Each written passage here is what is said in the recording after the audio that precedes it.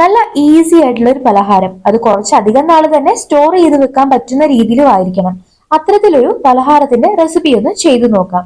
തയ്യാറാക്കി എടുക്കാനായിട്ട് ഒരു കപ്പ് വറുത്ത അരിപ്പൊടി എടുത്തിട്ടുണ്ട്.